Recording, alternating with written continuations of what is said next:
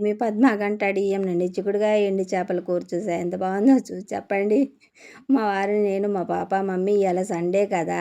ఎక్కడికన్నా ఎళ్దామంటే వారం, వారం సంతకెళ్ళి కూరగాయలు తెచ్చుకుంటామండి. అట్లా మా వారు ఫ్రెండ్ కనపడగానే బాగా మాట్లాడుకున్నారు. సంతకెళ్ళామంటే చాలు మనం కూరగాయలు కొనడమేమో గానీ తెలిసిన వాళ్ళతో మాట్లాడటమే సరిపోతుందని అట్లా మాట్లాడటం చాలా సంతోషం అనిపించిందండి.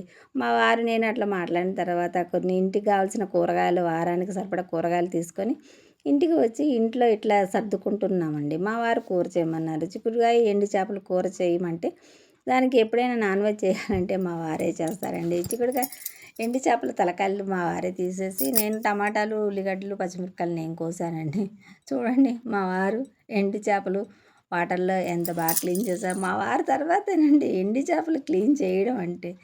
అవి క్లీన్ చేసి పక్కకు పెట్టాలి. టమాటాలు, పచ్చిమిరపకాయలు, ఆనియన్ పక్కకు కోసి పక్కకు పెట్టాలి.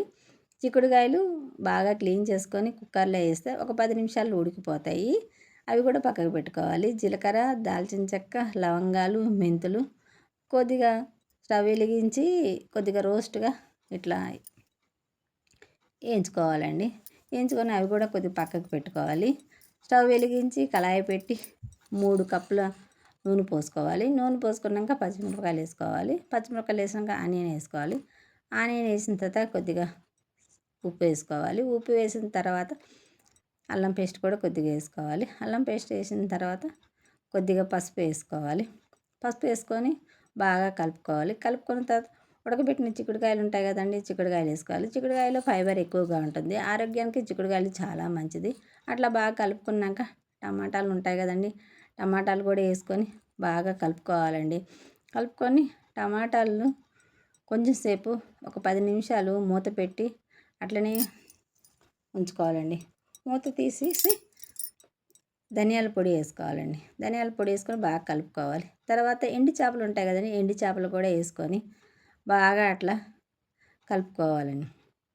బాగా 2, 3 సార్లు కలుపుకున్నాక కొద్దిగా కారం వేసుకోవాలండి. కారం వేసుకున్న తర్వాత జీలకర్ర, దాల్చిన చెక్క, లవంగాలు, మెంతుల్ని బాగా ఇట్లా రోట్లో వేసుకొని బాగా దంచుకుంటే ఈ పేస్ట్ చూడండి ఎలా వచ్చిందో. ఆ పేస్ట్ని చిక్కుడుకాయ కూరలో వేసుకోవాలండి. వేసుకొని కొద్దిగా వాటర్ పోసుకోవాలి. వాటర్ పోసుకున్నాక ఇప్పుడు చింతాకు పొడి వేసుకుంటే చింతాకు పొడి వేసుకుంటే బాగా టేస్ట్గా ఉంటుందండి.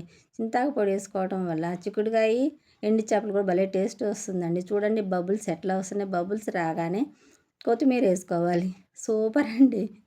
చిక్కుడుకాయ, ఎండు చేపల కూర సూపర్ అంటే సూపర్. ఒక్కసారి మీరు ట్రై చేసి చూడండి.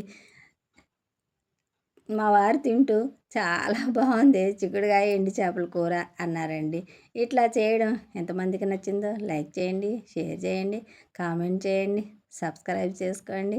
అందరూ బాగుండాలండి. అందులో మనం కూడా ఉండాలండి.